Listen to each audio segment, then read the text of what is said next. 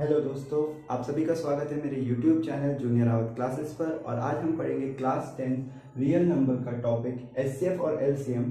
साथ में हम पढ़ेंगे terminating and non terminating decimal. अगर आपने मेरी पिछली वीडियो जो नंबर सिस्टम पे थी, अगर आपने वो नहीं देखी है तो प्लीज़ आप उस वीडियो को देखिए, ताकि आपके कॉन्सेप्ट बहुत क्रिस्टल क्लियर हो जाए। जब हम क्वेश्चन सॉल्व करें तो आपको कोई इशू या दिक्कत ना आए। ठीक है, उस वीडियो की जो लिंक है मैंने इस वीडियो के डिस्क्रिप्शन में डाल दी है। ठीक, आप वहां जाकर देख सकते हैं और देखने के बाद ही आप इस वीडियो को देखें, ताकि आपके कॉन्सेप्ट और आपके क्वेश्चन कहीं पे फंसे ना। ठीक है, तो चलो स्टार्ट करते हैं। हमारे टॉपिक का नाम है एचसीएफ। ठीक है, अगर हम एचसीएफ की फुल फॉर्म की बात करें तो एचसीएफ स्टैंड करता है हाईएस्ट कॉमन फैक्टर को। ठीक, हाईएस्ट कॉमन फैक्टर। अगर यहाँ पे आपने एचसीएफ पहली बार तो नहीं सुन रहे हो, आप एचसीएफ को पहले भी पढ़ चुके हो। ठीक है, आपने छोटी क्लासेस में एचसीएफ पढ़ा है, तो हम यहाँ पे क्यों पढ़ रहे हैं, आपके दिमाग में आ रहा होगा कि हम यहाँ पे एचसीएफ क्यों पढ़ रहे हैं। हमने ना छोटी क्लासेस में सिर्फ एचसीएफ और एलसीएम होता क्या है वो पढ़ा है, लेकिन जब हम क्लास 10 की बात करते हैं तो हम यहाँ पे बात करेंगे कि एचसीएफ एलसीएम की क्या प्रॉपर्टीज हैं। ठीक है, आप एचसीएफ एलसीएम से बड़ा सवाल सॉल्व कर सकते हो। ठीक, अब अगर मैं एचसीएफ की बात करूं तो एचसीएफ निकालने के बेसिक आपने दो मेथड सीखे होंगे। एक आपने सीखा होगा लॉन्ग डिवीजन मेथड,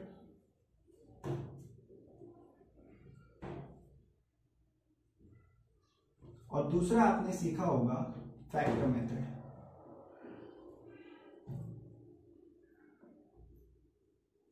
ठीक, अब आप लोग बार बार देख रहे हो कि एक टर्म आ रहा है जिसको हम कह रहे हैं फैक्टर।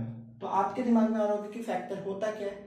तो अगर मैं फैक्टर की बात करूं, जब आप एक टर्म कहते हो फैक्टर, तो फैक्टर से हम क्या समझते हैं। हम ये जो फैक्टर्स यहाँ पे शब्द बोल रहे हैं, हम यहाँ पे बेसिकली प्राइम फैक्टर्स की बात कर रहे हैं। प्राइम फैक्टर से मेरा क्या मतलब है, वो फैक्टर्स या वो प्राइम नंबर जिससे ये जो नंबर होगा जिसका आप एचसीएफ निकाल रहे हो वो डिविजिबल हो जाए। फॉर एग्जांपल, अगर मुझे किसी ने कहा कि 12 के फैक्टर्स के फॉर्म में लिखो, तो 12 को फैक्टर के फॉर्म में अगर मैं लिखूंगा तो लिखूंगा 2 इंटू 2 इंटू 3। और अब मैं उम्मीद करता हूं कि आपको प्राइम नंबर तो पता होगा, क्योंकि मैंने लास्ट वीडियो में डिस्कस भी किया था what is a prime number. ठीक है, तो आपने जो ये फैक्टर्स लिखे हैं इनको कहा जाता है फैक्टर्स। जो आपने टर्म्स लिखे हैं इन्हीं को क्या कहा जाता है, फैक्टर्स कहा जाता है। अगर आपको एक बात बताऊं तो याद रखिएगा कि फैक्टर्स जो होते हैं ना वो फाइनाइट होते हैं, जिसको हम गिन सकते हैं या उसको मतलब आप काउंट कर सकते हो। लेकिन अगर वहीं पे मैं कह देता मल्टीपल्स, तो ये बात याद रखना कि मल्टीपल जो होंगे आपके वो इनफाइनाइट होंगे। ठीक है, मल्टीपल जो होंगे वो आपके क्या होंगे, इनफाइनाइट होंगे।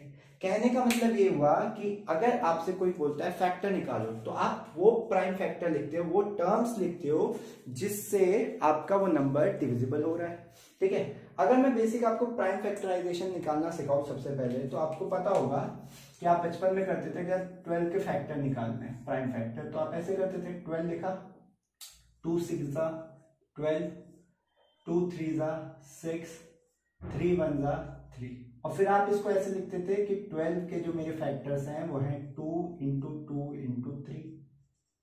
अब इन्हीं चीज का इस्तेमाल करके मुझे क्या निकालना है, एचसीएफ निकालना है। ठीक, अगर मुझे किसी ने बोला, क्वेश्चन दिया एक सिंपल सा, फाइंड एचसीएफ ऑफ 12 एंड 16, तो मैं कैसे निकालूंगा।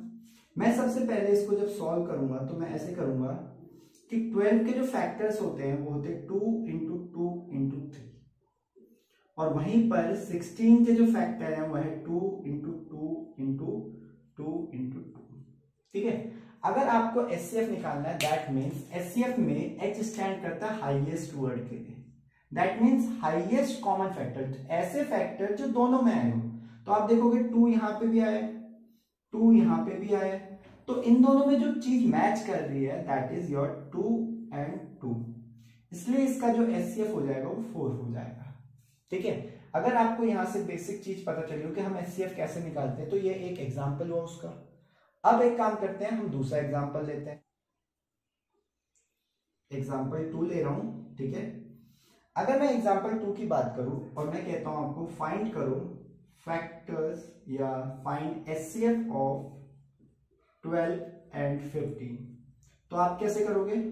आप ऐसे करोगे इस क्वेश्चन को कि आपने लिखा कि जो 12 है उसके जो फैक्टर्स हैं वो है 2 इंटू 2 इंटू 3 और जो 15 है उसके फैक्टर हैं आपके 3 इंटू 5। अब आप देखोगे कि दोनों में क्या चीज कॉमन है। तो आपने लिखा 2 यहां पर तो है लेकिन नीचे नहीं है, 2 यहां पर है लेकिन नीचे नहीं है, 3 ऊपर भी है और 3 नीचे भी है। दैट मीन्स इसका फैक्टर क्या हो गया, या इसका जो कॉमन फैक्टर HCF है वो कितना है, 3 है।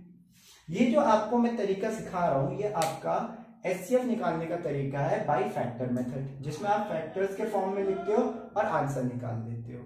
ठीक है, क्लियर? आई थिंक ये टॉपिक आपको यहाँ पे क्लियर हो गया होगा कि आप फैक्टर मेथड से कैसे फैक्टर निकालते हो।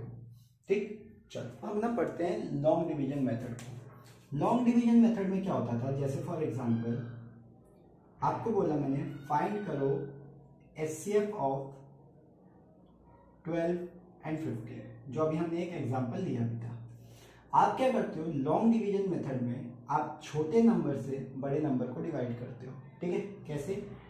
आपने 12 लिया, 12 से किया 15 को डिवाइड, तो ये क्या 12 बन जा 12, जो आपका रिमाइंडर बचेगा दैट इज 3।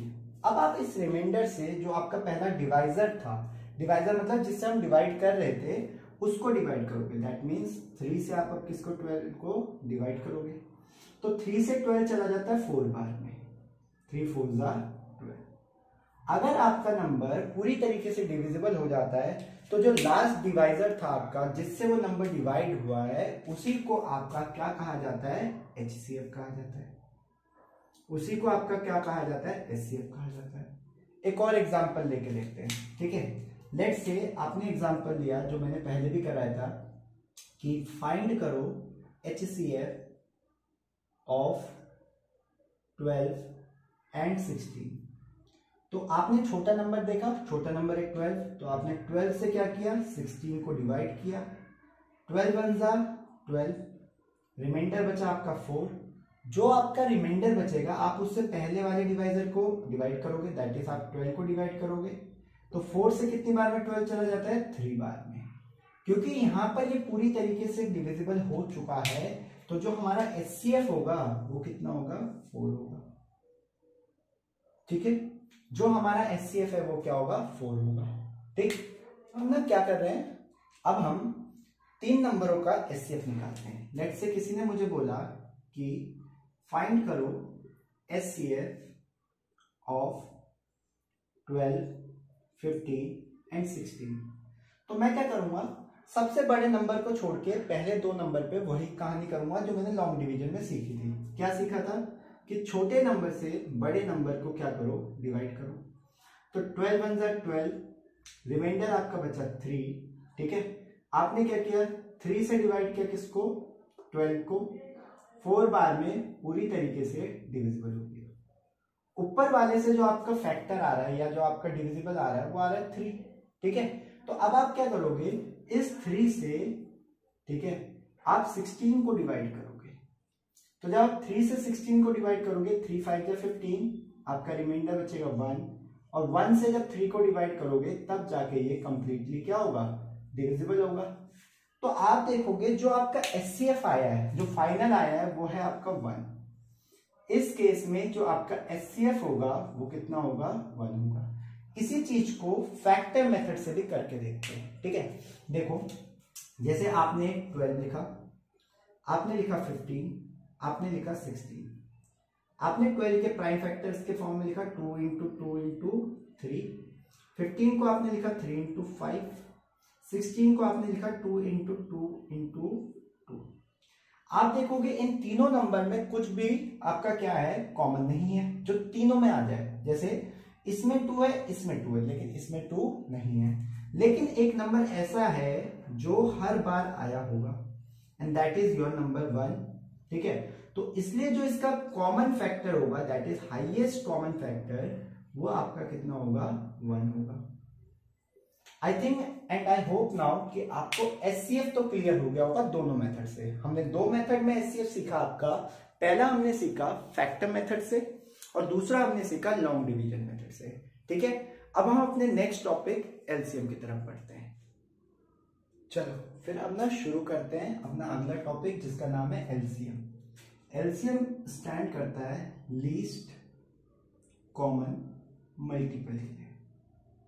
ठीक है, एलसीएम आप बचपन से निकालते हुए आ रहे हो और वही आपका यहाँ पे तरीका भी है।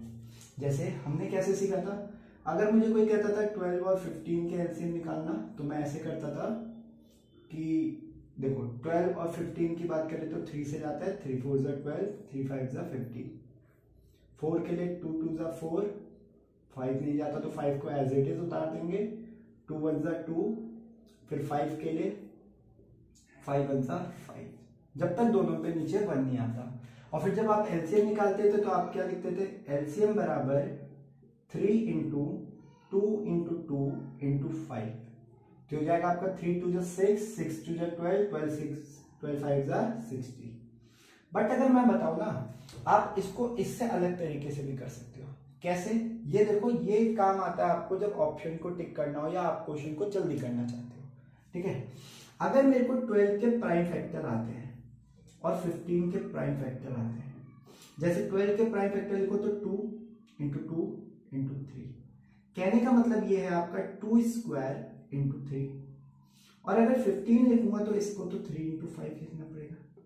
अब आप क्या करो, आपको लेना होता है लीस्ट कॉमन मल्टीपल, जो दोनों में सबसे लीस्ट हो।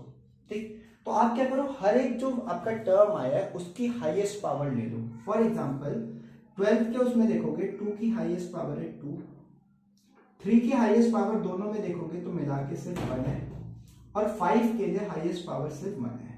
तो आपका जो एलसीएम होगा वो ये होगा 4 into 3 into 5, that is 60 only. जो काम आपने ऐसे किया आप उस काम को ऐसे भी कर सकते हो। अब अगर आपको इस पे एक बार किसी ने मुझे बोला 18 और 25 के आप एलसीएम बता के, तो हम क्या करेंगे, जब मुझसे पूछा जाएगा कि 18 और 25 के एलसीएम बताओ, तो मैं करूंगा 18 जो है, 18 को लिख सकते हैं हम क्या, 3 का स्क्वायर। ठीक है, 3 का स्क्वायर मतलब 9 इंटू 2, और 25 को मैं लिख सकता हूं 5 का स्क्वायर। जिस बच्चे को प्राइम फैक्टर में पकड़ होगी ना, वो इसको फटाफट कर लेगा। अब देखो, मैंने आपको क्या बोला, एलसीएम के लिए आप हाईएस्ट पावर उठाओ। 3 की हाईएस्ट पावर क्या है 2, 5 की हाईएस्ट पावर क्या है 2, और 2 की हाईएस्ट पावर क्या है 1। तो 3 का स्क्वायर हो गया 9, 5 का हो गया 25 इंटू 2, तो सीधा सीधा आपको आंसर कितना आ जाएगा 450। ये आपका एलसीएम निकालने का शॉर्ट तरीका होता है। ये उस बच्चे को कमांड होगी जिस बच्चे को स्क्वायर आता है, जिस बच्चे को क्यूब आता है। ठीक है, और आप क्योंकि क्लास 10th में हो तो मैं उम्मीद करता हूं आपको कम से कम 20 तक स्क्वायर, ठीक है 20 के 30 तक स्क्वायर, और कम से कम 20 तक क्यूब आने चाहिए। ठीक है, और अगर आपको नहीं आते तो आप उसकी प्रैक्टिस कीजिए, क्योंकि कहीं ना कहीं वो आपको कैलकुलेशन में हेल्प करेगा। ठीक है, ये हो गया आपका एलसीएम वाला पार्ट। ठीक, अब देखो, मैं आपको एक ऐसी चीज पढ़ाता हूं जो आपको यूजुअली 10th क्लास के लेवल पे नहीं मिलेगी। ठीक है, यह आपके मतलब सिलेबस में नहीं है, बट फिर भी मैं आपको पढ़ा रहा हूं। टॉपिक का नाम है मेरा LCM and HCF of fraction. यह आपको 10th क्लास के लेवल में कोई नहीं पढ़ाएगा।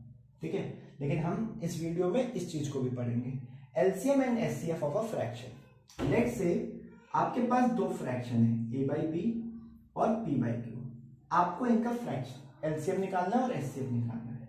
तो एलसीएम निकालने का जो तरीका होता है वो ये होता है कि जब आप एलसीएम निकालो तो आप ऊपर न्यूमरेटर का एलसीएम निकालो, a और p का क्या निकालो एलसीएम, और नीचे आप क्या करो b और q का एचसीएफ निकालो। ठीक है, और अगर यही कहानी आपको एचसीएफ के लिए करनी है तो आप ऊपर वाले टर्म्स का, दैट इज न्यूमरेटर का एचसीएफ निकालो और अपने डिनोमिनेटर का एलसीएम निकालो। ये आपका तरीका होता है एचसीएफ एलसीएम निकालने का किसी भी फ्रैक्शन का। आपको एक एग्जांपल करके दिखाता हूं। मान लो किसी ने मुझे बोला 2/3 और 5/7 का आप एलसीएम निकाल के दो और आप एचसीएफ निकाल के दो। तो मैं क्या करूंगा, अगर मुझे एलसीएम निकालना है तो मैं न्यूमरेटर का एलसीएम निकालूंगा, और मुझे पता है 2 और 5 का एलसीएम कितना आता है, 10 आता है, और जो एचसीएफ आएगा 3 और 7 का 1 आएगा। दैट मीन्स इस पूरे दोनों टर्म्स का जो एलसीएम आने वाला है वो 10 आएगा। ठीक है, या अगर मैं इसको प्रॉपर लिख के दिखाऊं तो आपने ये किया, बेसिकली ऊपर आपने एलसीएम निकाला है 2 और 5 का, और नीचे आपने एचसीएफ निकाला है 3 और 7 का। 2 और 5 का जो आपका एलसीएम है वो 10 है, और 7 और 3 का जो आपका एचसीएफ है वो 1 है। ठीक है, जब आप एचसीएफ की बात करोगे तो आप पहले ऊपर एचसीएफ लिखोगे, ठीक है, और नीचे आप लिखोगे एलसीएम। ठीक, तो आप देखोगे 2 और 5 का जो एचसीएफ है वो 1 होगा, और 3 और 7 का जो एलसीएम है वो 21 होगा। यहां से आपने ये तक सीख लिया कि आप किसी भी फ्रैक्शन का कैसे एलसीएम निकालते हो और कैसे एचसीएफ निकालते हो। ठीक है, I think and I hope आपको ये टॉपिक भी क्लियर हुआ होगा। ठीक, अगर आपको ये टॉपिक जो मैंने पढ़ाया वो अच्छा लगा हो तो वीडियो में प्लीज कमेंट करके बताइएगा कि आपको ये टॉपिक कैसा लगा। ठीक, चलो अब ना हम पढ़ लेते हैं property.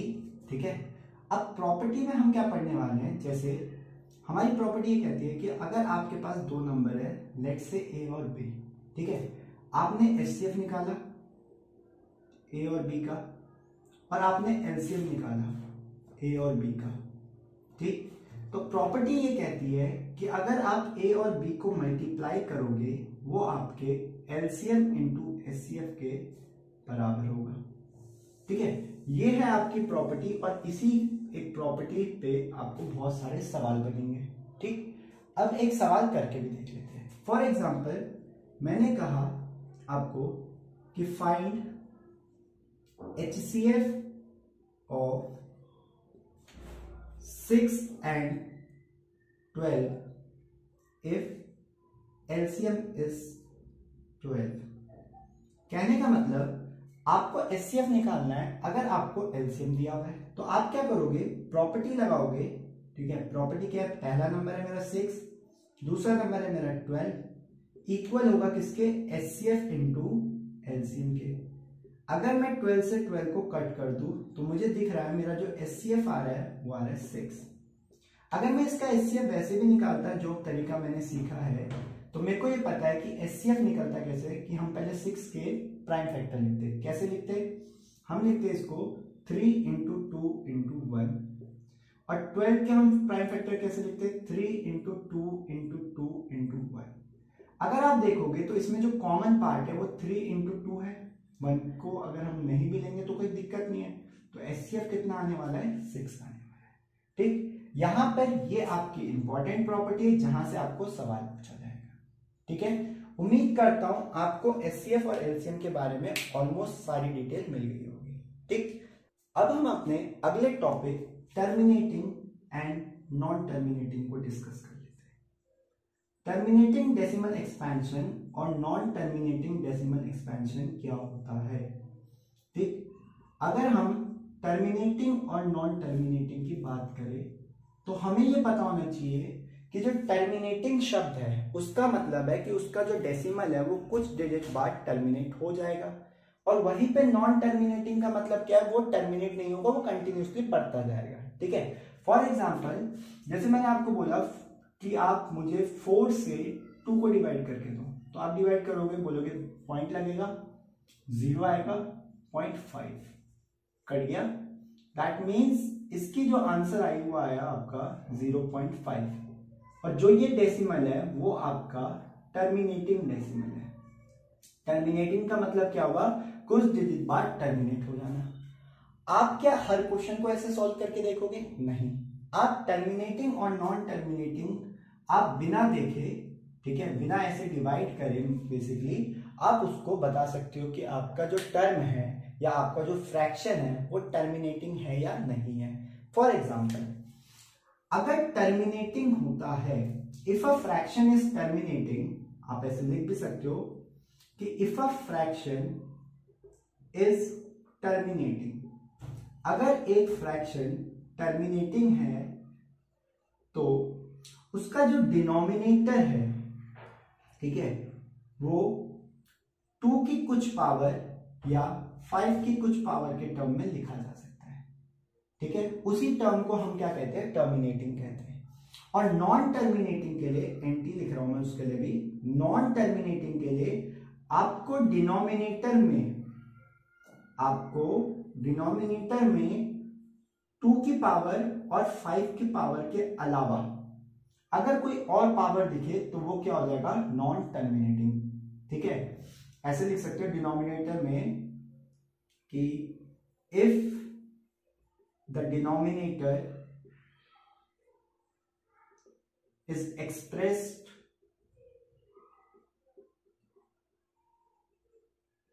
in term of other numbers from 2 और 5, तो वो आपका क्या हो जाएगा, नॉन टर्मिनेटिंग हो जाएगा। फॉर एग्जाम्पल एक क्वेश्चन ले लेता हूं, जैसे मुझे किसी ने बोला 3/8, क्या ये टर्मिनेटिंग है? तो मैं क्या करूंगा, जो डिनोमिनेटर है मैं क्या करूंगा उसका, कि आपके डिनोमिनेटर 8 के देखूंगा कि इसको कैसे लिख सकता हूं। तो मैंने देखा कि मैं 8 को लिख सकता हूं 2 की पावर 3। कहने का मतलब मैं इसको 2 की कुछ पावर में रिप्रेजेंट कर पाया। अगर मैं इसको 2 की कुछ पावर में रिप्रेजेंट कर पा रहा हूं, दैट मीन्स ये मेरा कैसा डिजिट होगा या कैसा डेसिमल होगा, टर्मिनेटिंग होगा। ठीक है, अब एक और क्वेश्चन, अगर मुझे किसी ने बोला 5/7, दैट मीन्स मैं डिनोमिनेटर को देखता हूं तो ना तो ये 2 की कुछ पावर में है और ना ही ये 5 की पावर में है, तो ऐसे जो टर्म होता है वो आपका नॉन टर्मिनेटिंग होता है। ठीक है, तो आपको यहां से एक चीज क्लियर होनी चाहिए कि आपका टर्मिनेटिंग तभी होगा जब आप उसको आइदर 2 की पावर में या 5 की पावर में या 2 और 5 दोनों की पावर में लिख पा रहे हो। ठीक, नॉन टर्मिनेटिंग जब इन दोनों के अलावा आप कोई और पावर के फॉर्म में लिख रहे हो। ठीक, अब इसमें ना एक चीज और बची है कि भाई कितने डिजिट के बाद वो टर्मिनेट होगा। तो याद रखना, अगर आपको बताना है after how many digit it will terminate,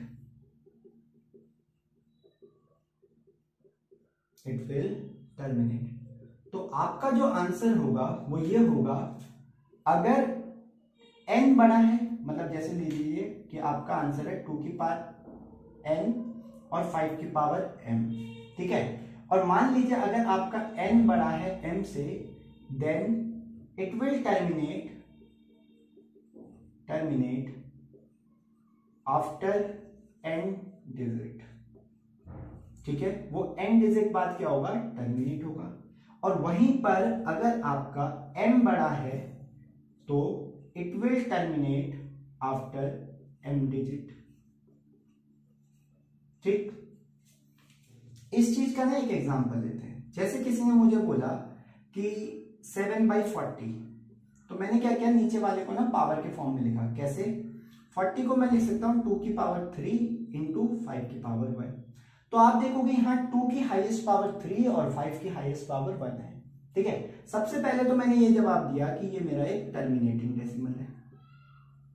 अब ये कितने डिजिट बाद टर्मिनेट होगा, तो आप देखो पावर किसकी बड़ी है, पावर बड़ी है 3 की, तो ये कितने डिजिट बाद टर्मिनेट होगा, आफ्टर 3 डिजिट्स।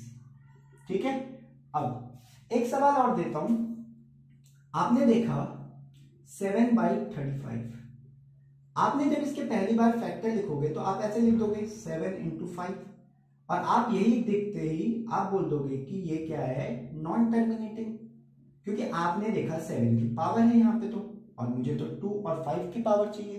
यहीं पे आप गलती कर जाओगे। याद रखना कि आपके टर्मिनेटिंग नॉन टर्मिनेटिंग कॉन्सेप्ट जब चेक कर रहे हो तो वो आपका जो फ्रैक्शन है, फ्रैक्शन जो है वो आपका सिंपलेस्ट फॉर्म में होना चाहिए। ठीक है, वो आपका किस फॉर्म में होना चाहिए, सिंपलेस्ट फॉर्म में होना चाहिए। फॉर एग्जाम्पल जैसे 7/35 था, तो आपको इसको पहले छोटा करना था, 7 1 7, 7 5 35, दैट मीन्स ये आपका 1/5 था। और अगर ये सिर्फ 5 की टर्म में, दैट मीन्स इसका आंसर क्या आना था, टर्मिनेटिंग। ठीक, अब आई होप कि आपको सारे कॉन्सेप्ट क्लियर हो गए होंगे। हमने जो इस वीडियो में पढ़ा, हमने पढ़ा एचसीएफ, एलसीएम, टर्मिनेटिंग और नॉन टर्मिनेटिंग। अब जो नेक्स्ट वीडियो हम पढ़ेंगे उसमें हम करेंगे एमसीक्यूज, ठीक है।